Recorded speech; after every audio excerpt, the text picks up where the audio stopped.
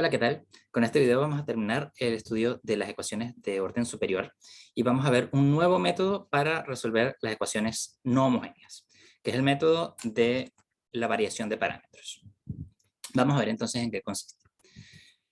Vamos a tener una ecuación de orden n. Recuerden que tenemos todos estos términos en que aparecen la función y y sus derivadas multiplicadas por ciertos coeficientes. Voy a suponer que el primer coeficiente es distinto de 0, por lo tanto voy a pasarlo a dividir y me olvido de eso. Supongo que tengo un 1 acá y acomodo todas las demás cosas renombrándolas si es necesario. Entonces, tenemos esta ecuación y el método de variación de parámetros nos va a servir para encontrar soluciones particulares una vez que ya tengamos una base para el espacio de soluciones de la ecuación homogénea. Es decir, siempre lo primero que vamos a hacer es resolver la ecuación homogénea. Vamos a obtener n soluciones linealmente independientes que van a formar una base para el espacio de soluciones y a partir de ellas vamos a construir este método. Entonces, si los coeficientes son constantes, ya nosotros vimos una manera de resolverla bastante sencilla. Escribimos el polinomio característico, encontramos las raíces y escribimos las correspondientes exponenciales. En el caso de que los coeficientes no sean constantes, ahí la cosa se complica un poquito más y bueno, vamos a tener que ver qué otras opciones tenemos para resolver. ¿Okay? Entonces, vamos a ver cómo funciona este método. Lo primero, la idea es que vamos a buscar soluciones que se puedan escribir como combinaciones lineales de las soluciones fundamentales, de estas soluciones, n soluciones linealmente independientes de la ecuación homogénea, pero en lugar de tener coeficientes constantes, vamos a obtener coeficientes variables. ¿Okay? Entonces, más precisamente, vamos a escribir esta solución particular como un coeficiente variable que multiplica a la primera solución fundamental más un segundo coeficiente que multiplica la segunda solución y así sucesivamente hasta un enésimo coeficiente que multiplica a la enésima solución de la ecuación homogénea. Entonces estas funciones Q1, Q2 hasta Qn son funciones por determinar y vamos a ver cuáles son las propiedades que tienen que cumplir. Entonces lo primero que vamos a hacer, vamos a proponer entonces una solución de esta forma y vamos a calcular la derivada, la segunda derivada y para ver cómo funciona esto en problemas de orden 2. Entonces tenemos esta solución, calculamos la derivada, tenemos la regla de derivación del producto, de este término aparecen estos dos y luego de este término aparecen estos dos que están acá. Los voy a reescribir de esta manera, agrupando donde aparecen las derivadas de estas funciones desconocidas y donde no aparecen estas derivadas. ¿Okay? Ahora, si yo vuelvo a calcular la derivada para encontrar la derivada de orden 2 de y sub p, lo que obtengo es este montón de términos. Son 8 términos que aparecen ahí. Y después voy a tener que sumar una vez esto, más b veces esto, más c veces esto, y eso parece ser bastante complicado. Pero recuerden que estas funciones Q1 y Q2 son funciones que nosotros queremos definir. Entonces, la idea para construir este método, vamos a ir imponiéndoles condiciones que nos permitan entonces encontrar las soluciones. Vamos a, como primer paso, vamos a imponer sobre la relación entre Q1 y Q2 que la suma de estos dos términos en azul sea 0. Con esto, estos términos en azul que provienen de derivar estos dos que están acá van a desaparecer también. Entonces, como les digo, si escogemos Q2 de manera de que se cumpla esta igualdad, entonces las derivadas van a quedar con esta expresión mucho más sencilla. ¿Okay? Tenemos que tener en cuenta siempre que hemos impuesto esta condición, así que cuando calculemos el Q1 y Q2, tenemos que comprobar que se satisfaga. Esta va a ser una de las restricciones que vamos a tener. Entonces, una vez que tenemos estas expresiones para la función, la solución particular que estamos buscando y sus derivadas, lo que vamos a hacer es armar escribir la ecuación sustituyendo adecuadamente para ver qué condiciones sobre Q1 y Q2 encontramos en función de f. Entonces, haciendo esto, del lado izquierdo tengo el lado izquierdo de la ecuación diferencial con y sub p, y del lado derecho tengo justamente lo que aparece de ahí al hacer la sustitución. Tengo estos términos de la derivada segunda, estos de la derivada primera multiplicado por b, y estos de la función original multiplicado por c. Ahora lo voy a agrupar de manera de que me queden de esta forma. Voy a sacar de factor común primero Q1, de manera que me aparece este término con este término y con este término, que es lo que me forma acá. Pero como sabemos que la Y1 es solución de la ecuación diferencial homogénea, esto tiene que ser 0. De la misma manera, esto vale 0. Y los únicos dos términos que sobreviven son estos dos que están acá. Y es la suma de estos dos términos que tiene que ser igual a F, que es el lado derecho de la ecuación. ¿Sí? Entonces, tenemos esta condición sobre Q1 y Q2, y luego que esta expresión que está acá sea igual a F. Con esto obtenemos un sistema de dos ecuaciones con dos incógnitas que deberíamos poder resolver, si es que no hay malas condiciones sobre Y1 y Y2. Entonces, aquí pueden usar el método de solución de sistemas de ecuaciones que ustedes quieran. Pueden usar incluso la regla de Cramer si les parece cómodo. Entonces, lo que nos queda es que las funciones Q1' y Q2' están dadas por estas expresiones, donde lo que aparece en el denominador es esta cantidad W, que es una suma de estos dos términos cruzados y se puede escribir como el determinante de una cierta matriz de tamaño 2×2. Este determinante se le conoce como el Wronskiano del sistema. Fíjense que esta matriz es las dos soluciones fundamentales y abajo tienen sus respectivas derivadas. Entonces, si es que esta cantidad es distinta de 0, yo puedo resolver el sistema de ecuaciones. Eso es equivalente a que este determinante sea distinto de 0, por supuesto, así que es la condición que ya todos conocemos de álgebra lineal. Y entonces este sistema tiene una solución única para Q1' y Q2' dadas por estas expresiones.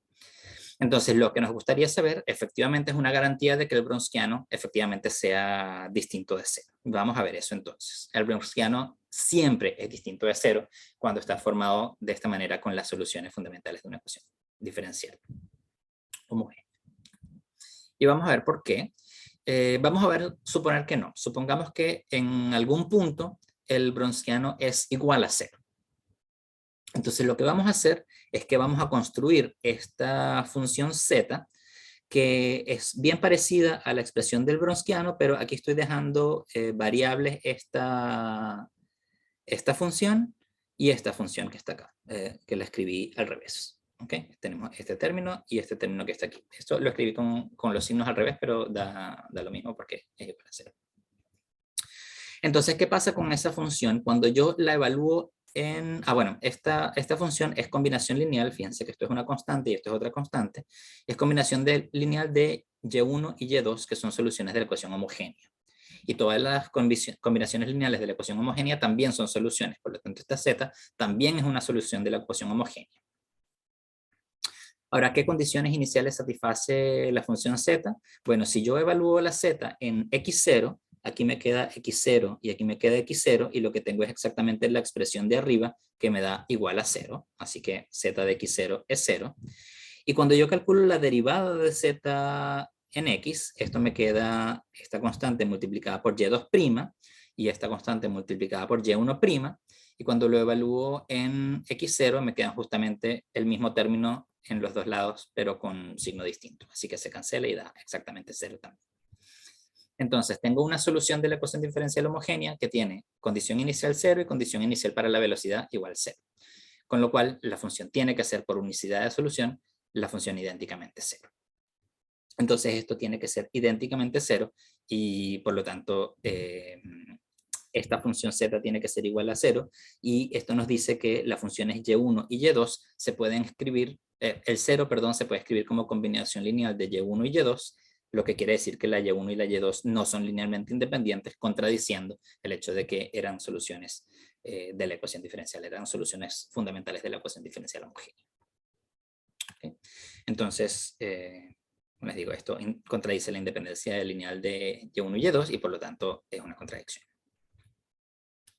Así que el Wronskiano siempre es distinto de 0 y por lo tanto nosotros podemos resolver siempre este sistema de ecuaciones utilizando esta fórmula que está acá y a partir de ello construir la solución particular que buscamos para la ecuación homogénea.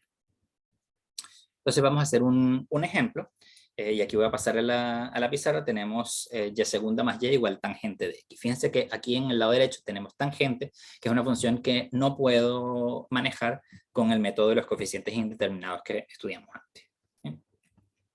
Entonces vamos a ver qué hacemos con esto. Déjenme pasar a la pizarra. Escribir de nuevo. Tenemos y segunda más y igual a la tangente de x. Así que la ecuación homogénea es y segunda más y igual a 0. El coeficiente, el polinomio característico es lambda cuadrado más 1 igual a 0, de donde las dos soluciones, lambda más y lambda menos, son más y menos i. Me quedan las soluciones. Tengo dos raíces que son con números complejos, uno el conjugado del otro. Entonces, si recuerdan lo que vimos antes sobre las ecuaciones homogéneas, tenemos que todas las soluciones de la ecuación homogénea se escriben en términos de estas dos soluciones linealmente independientes, que son el seno y el coseno. Y aquí tengo entonces la solución general de la ecuación homogénea, donde A y B son números reales. ¿Sí? Bien, entonces tenemos esta función que es la que yo he llamado antes y1 y esta función que es la que yo he llamado antes y2, que son las soluciones fundamentales de la ecuación homogénea. Ven que son funciones linealmente independientes porque en el caso de ser solamente dos, simplemente basta verificar que no es una el múltiplo de la otra y efectivamente no lo son. Entonces vamos a escribir la solución particular, vamos a proponer una solución de la forma y particular de x igual a q1 y1 más q2 y2.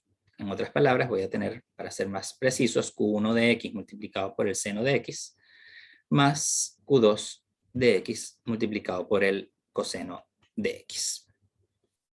Entonces recordemos que estos q1 y q2 van a satisfacer que q1 es igual a, déjenme volver aquí sobre los pasos para ver la fórmula. Q1' es menos y2f dividido por el Wronskiano. Entonces vamos a escribir acá menos y2f dividido por el Wronskiano. La f es la tangente. Y esta es Q1'. Y Q2' es igual a y1f dividido por el Wronskiano. El Wronskiano entonces es el determinante de la matriz de soluciones fundamentales seno, coseno y sus derivadas coseno menos seno. Este determinante es menos seno cuadrado menos coseno cuadrado, o sea, menos 1. Y la f, como ya decía, era la tangente de x. Entonces tengo que Q1' es igual a menos tangente por y2, y2 es coseno, menos se canceló con este menos, pero el Wronskiano es menos 1. Voy a escribir simplemente, bueno, y2f y q2' igual a menos y1f para cancelar ya el Wronskiano. Entonces esto me queda igual a y2 que era coseno por tangente se cancelan y me queda un seno, si no me equivoco. Coseno por seno partido por coseno se cancela y me queda el seno. Y aquí el Q2' me queda tangente multiplicada por y1 que es seno, es decir, seno cuadrado menos seno cuadrado dividido por coseno. Como voy a tener que integrar aquí, quizá me conviene escribirlas de, bueno, la Q1 ya está bastante sencilla, pero la Q2 quizá la podemos escribir un poquito mejor. Vamos a escribir, para cancelar este denominador, vamos a escribir seno cuadrado como 1 menos coseno cuadrado, de manera que con este signo menos me queda coseno cuadrado menos 1. Coseno cuadrado de x menos 1 dividido por coseno de x, y eso es entonces coseno de x menos secante de x. ¿Okay? Entonces de aquí yo puedo integrar, tengo que q1 de x es la integral del seno, o sea, coseno de x. Podría colocarle la constante, pero no es necesario, porque recuerden que tenemos las combinaciones lineales y estas se van a agrupar con las demás. Y luego tenemos aquí q2 de x, que sería una primitiva de esto. Una primitiva aquí me va a quedar con un signo menos. Importante, hay que acordarse de estas cosas. Y luego calculamos la primitiva aquí, esto me va a quedar seno de x menos, uno tiene que acordarse también de desempolvar los recuerdos, el logaritmo de secante de x más tangente de x. ¿Ok? Bien, entonces una vez que ya tenemos las funciones q1 y q2, podemos volver a la expresión para la solución propuesta, que es q1 multiplicado por el seno más q2 multiplicado por el coseno. Entonces esto me dice que tengo que la solución particular que depende de x es q1 multiplicado por el seno más q2 multiplicado por el coseno. Voy a escribir coseno y voy a multiplicar por q2, que es seno de x menos el logaritmo de secante de x más tangente de x. Vamos a ver si podemos cancelar algo un poquito aquí. Tengo entonces menos coseno seno y coseno seno se cancelan. Y luego me queda este coseno por el menos logaritmo. Y me queda entonces menos coseno de x por el logaritmo de secante de x más tangente de x. ¿Ok? Entonces la solución tiene las soluciones de la homogénea, de la ecuación homogénea, que son estas, más esta solución particular que acabamos de encontrar aquí de la ecuación no homogénea. Creo que esto lo tengo escrito acá. Tenemos, ven, estas partes que corresponden a las soluciones de la ecuación homogénea y esta que acabamos de encontrar, que es una solución particular de la ecuación no homogénea. Les voy a dejar entonces un par de ejercicios para fijar las ideas. Tenemos dos ecuaciones también de segundo orden, y ahí aparecen las respectivas soluciones para que puedan comprobar si es que está bien el procedimiento. Y como un tercer ejercicio, bueno, hicimos el ejemplo en bastante detalle para ecuaciones de segundo orden, entonces la idea es que lo generalicen para tercero o cuarto orden superior. Ahí se van a dar cuenta de cómo tiene que ser la definición del Wronskiano y van a encontrar cuáles son las expresiones que les permiten calcular Q1, Q2, Q3 hasta llegar a Qn en el caso de que sea una ecuación de orden n. Bueno, muchas gracias por venir a esta sesión y nos vemos en la próxima.